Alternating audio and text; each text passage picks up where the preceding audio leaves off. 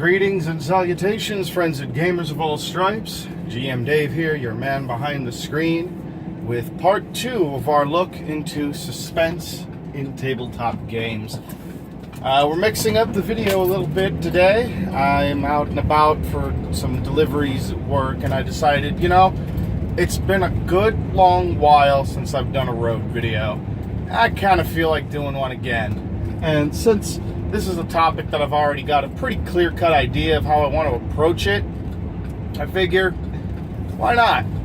We'll make it this one. So, today we're going to actually be looking at suspense for a second time, but whereas last time we looked at some of the story-based elements that would help your games to hold a sense of suspense and atmosphere, today we're going to be actually looking at some tricks you can utilize in your games to achieve this without necessarily relying entirely on what are you doing, my friend.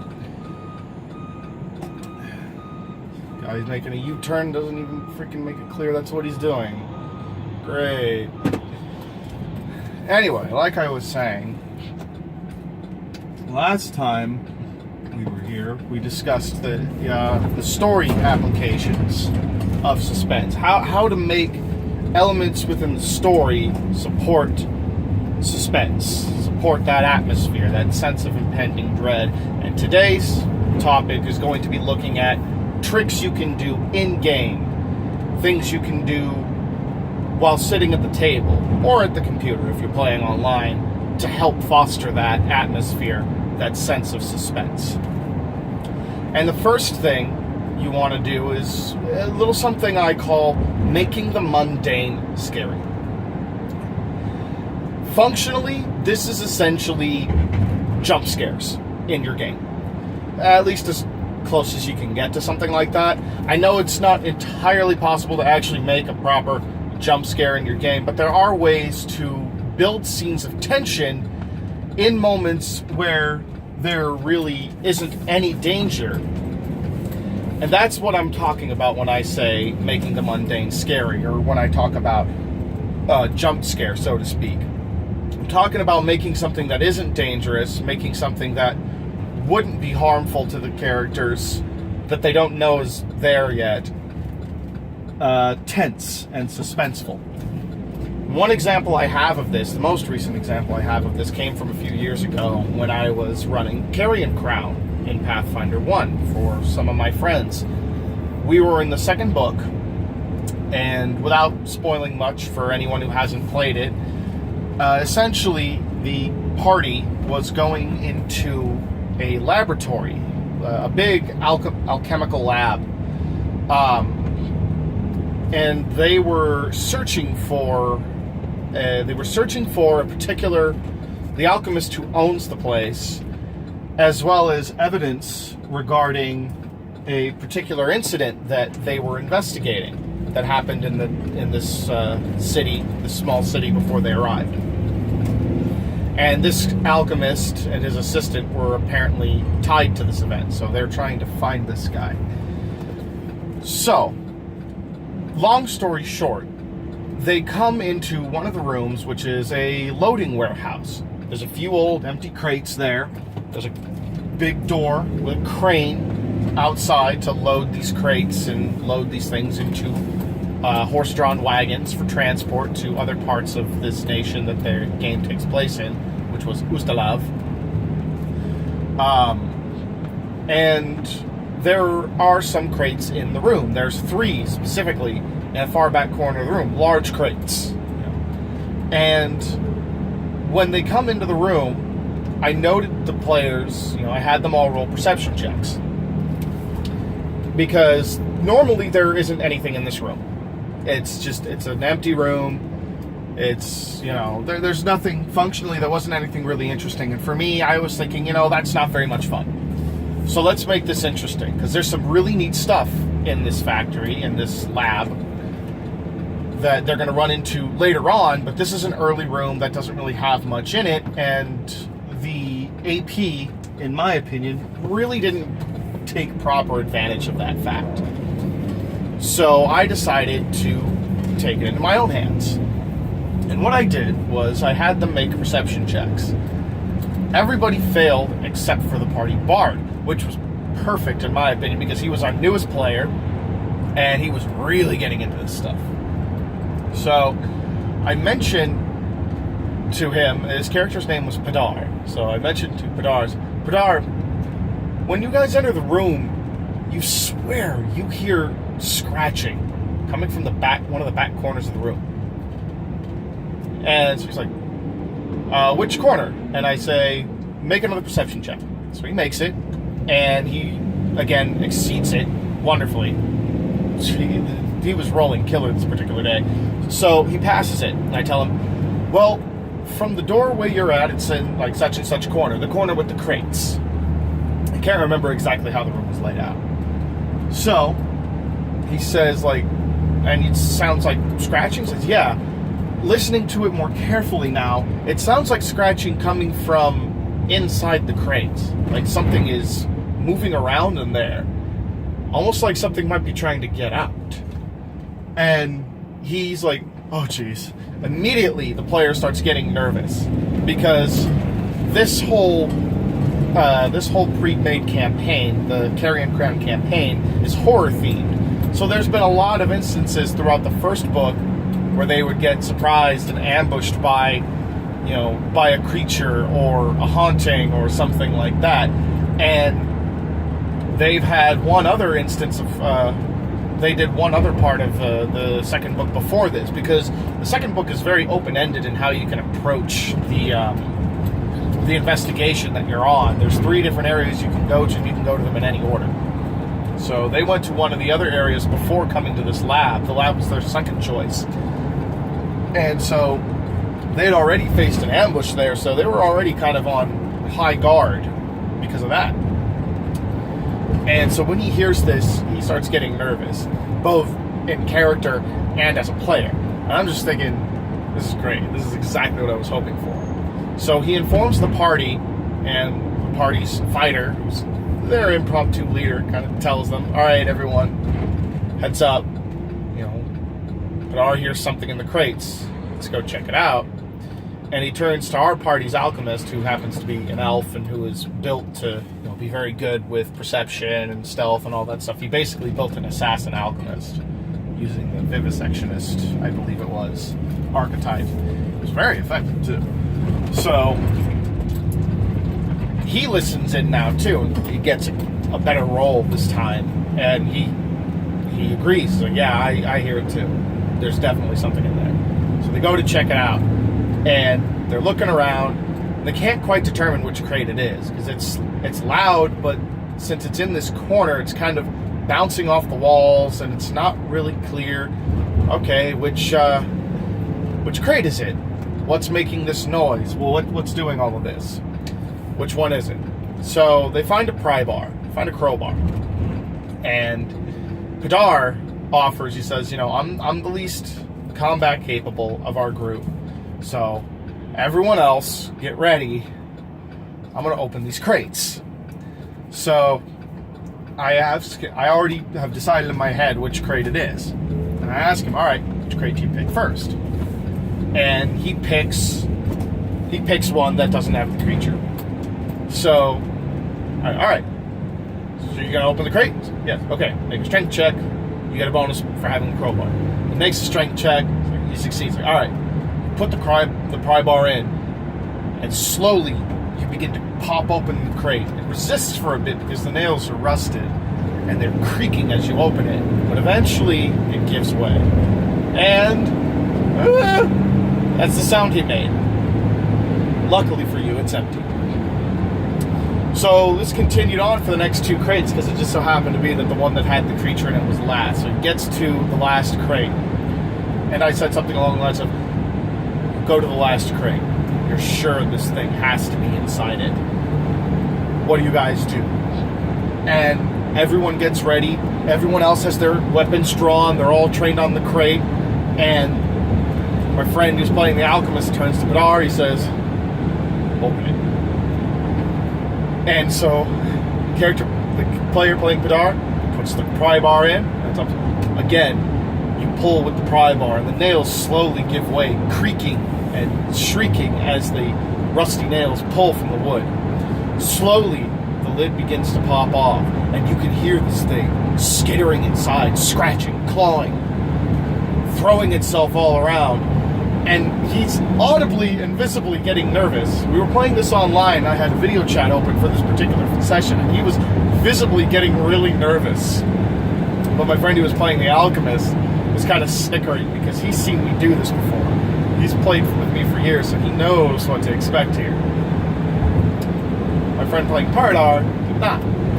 So, he pops the crate open, and I describe it, I say, you pop the crate open, and from inside leaps out a small rat. Trapped inside the crate. When it tipped over on its side, you can see the hole that he came in through. And he scurries off into the other room. With that little thing I did, that little trick, I made a mundane situation a rat, a regular rat, not a giant rat, nothing threatening, just a single regular rat who got stuck in a crate. I made that scary for most of my players. They were nervous. They were expecting to catch something off guard, and they had no idea what it was going to be. They didn't know if this was going to be like, if it was going to turn out that the crate was a mimic or something like that. They were expecting the worst, planned for the worst. But since they didn't encounter it, there was a collective sigh of relief.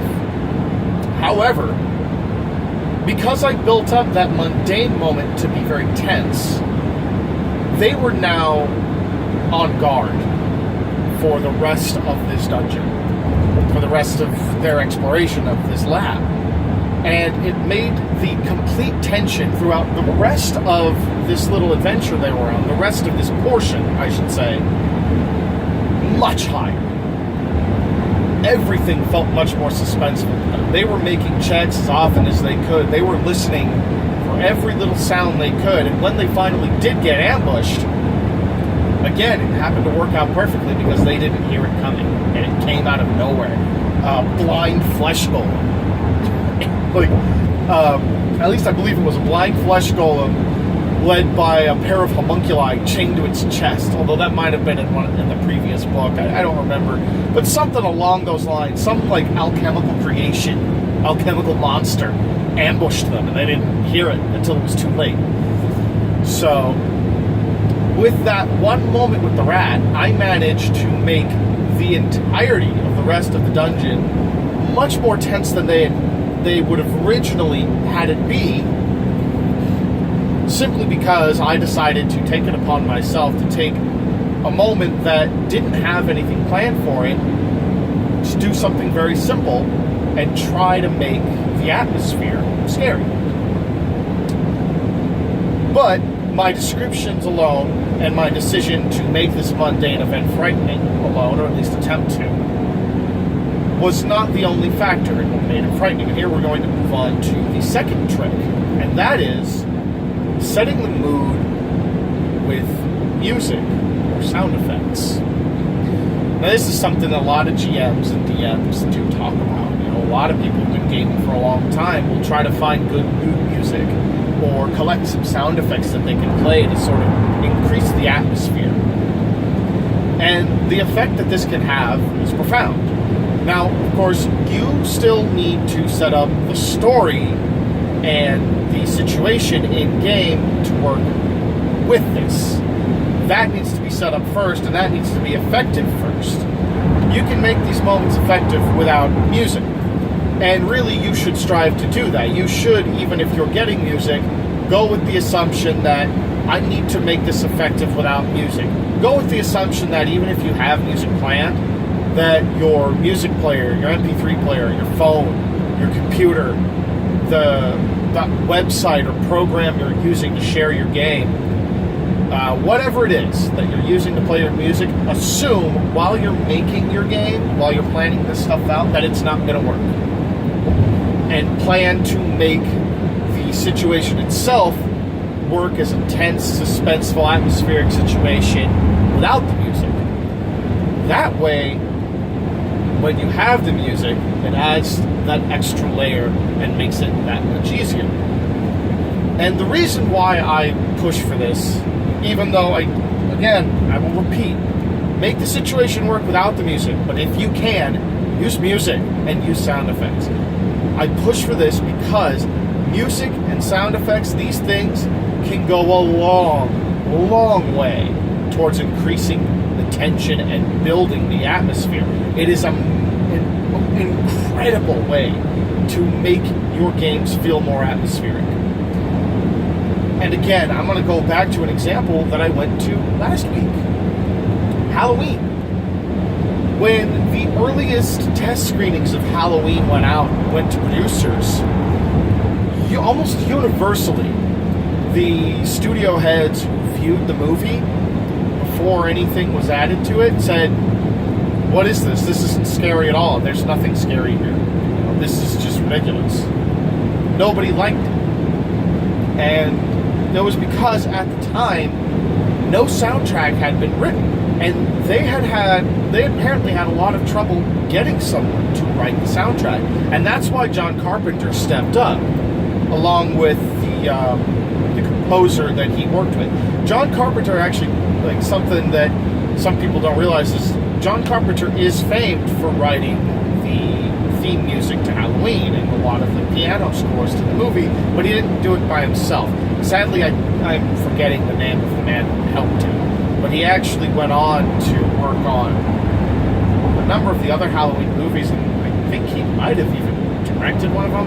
I don't precisely remember, unfortunately, so don't quote me on that.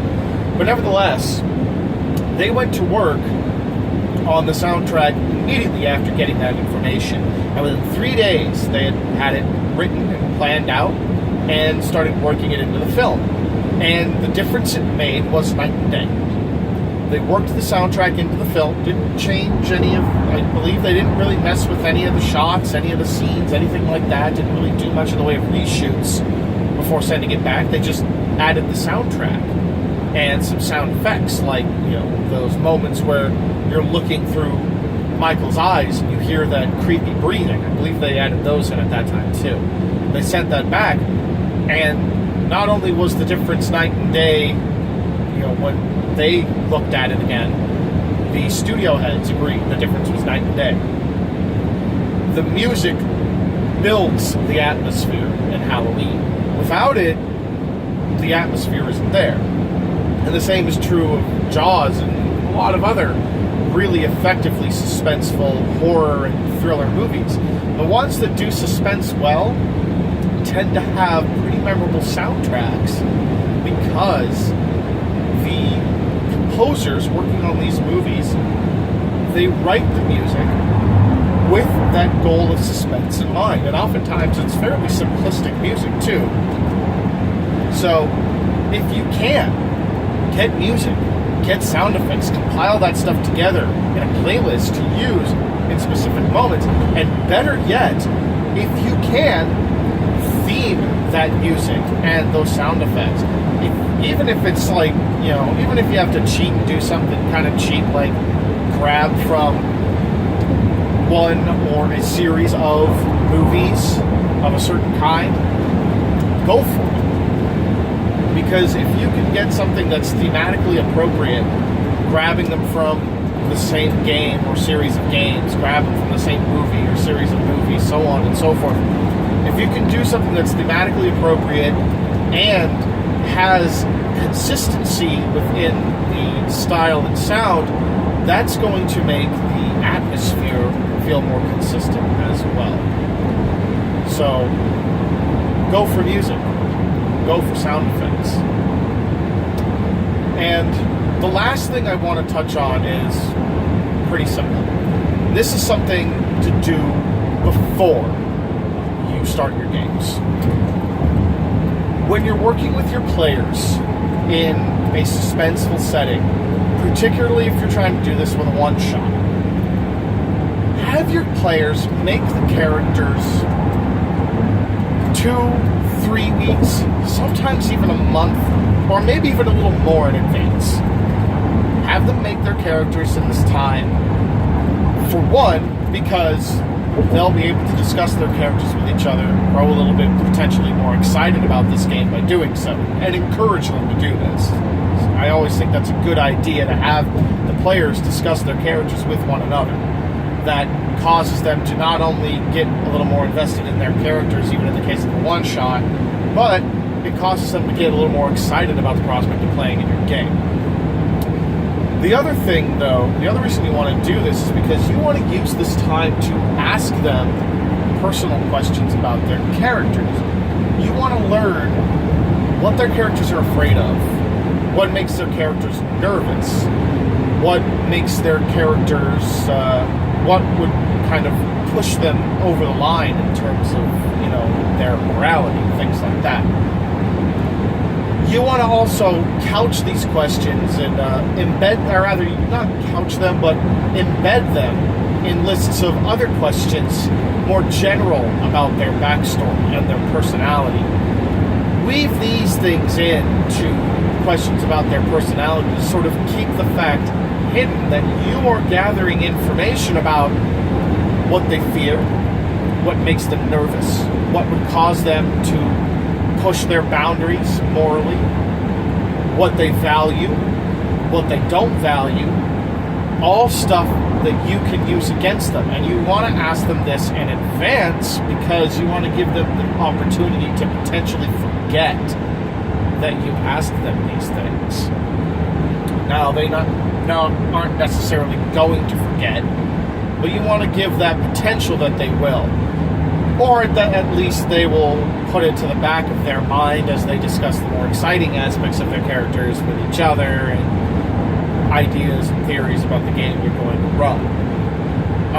And I have to give credit to Cody of Taking 20 for this particular idea, because while I've experimented with it in the past, it isn't something I really put a lot of thought into in terms of its effectiveness for building suspense and building a sense of connectivity in the horror. Remember, suspense works when you care about the characters, when you can connect to your characters, and when the threat revolves around something happening to those characters. By asking them your players these personal questions, not only does it give you fodder to use against their characters, it gets them to think about their characters, which will help them invest in their characters, which then in turn will help the suspense when those moments come. Again, once more, credit and thanks to Cody of the channel Taking 20 for mentioning this in his own video a couple weeks ago, talking about the different kinds of things you can do to help set up horror games.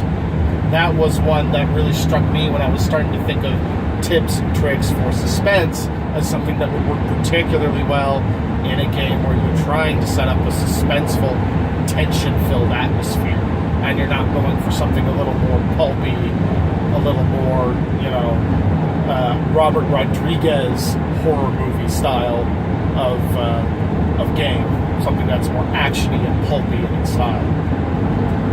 So, that's all I've got for you today, friends and gamers. My 3 tips on helping you build suspense in your games in terms of things you as the GM can actively do. Tip number 1, make sure that you have the music, I'm getting all mixed up. I'm sorry. What am I doing? Oh boy. So, ask your characters those questions. Set up the mood with music and sound effects. Enhance the mood with music and sound effects. And jump scares in game. Sparse jump scares in game. Something I forgot to note. Don't do the making the mundane scary with overt frequency. Keep it sparse. The reason why a lot of modern horror movies and horror experiences tend to fail in terms of being legitimately scary and end up being forgettable is because they rely on noisy jump scares and too many of them. You want to build the tension with these quote-unquote jump scares, the mundane moments made scary. It's a slow build. You give the players time to realize, hey, something scary is about to happen, and then you come at them with it and it ends up shocking them more. The slower buildup does pay off. You don't want to just pull the in-game equivalent of like, you open the crate and a rat jumps out. That's the end. That would be the end game equivalent of a typical movie jump scare where something shows up on the screen and then you hear ring on a violin. That shit isn't scary. It's obnoxious. It startles you for a split second and then you forget about it. If you're building suspense, you don't want to forget about it. So be sparse with those moments where you make the mundane scary. Sprinkle one or two of them in there in areas where the tension is easing and where things are slowing down when you want to start bringing it back up. I was going to wrap this up and then I went off on that little tangent. So again, final for reals, ending the video now. The 3 things you want to do. Sparsely try to make mundane moments tense and scary. Try to use music and sound effects to enhance the atmosphere on top of the work you've already done to make it effective in the game. And make sure before the game that you know a lot about the characters your players are playing, so that way you can start to kind of weave their ideas in and turn their ideas against them. And now, for reals, that's about all I have for you today, friends and gamers of all stripes. Let me know what your thoughts are on these suggestions down on the comments below, and share your own suggestions if you have any on tricks that you've learned to make suspenseful games feel suspenseful, to put in that atmosphere, to bring out that sense of impending dread that is ever present.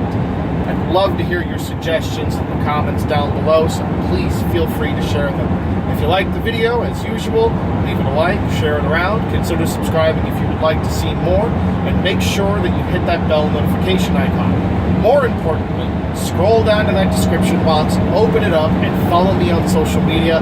It is far and away the most reliable way to get notified of when I upload new videos. If you like what I do and you would like to support me financially, you can find a link to my Patreon page in the description down below as well.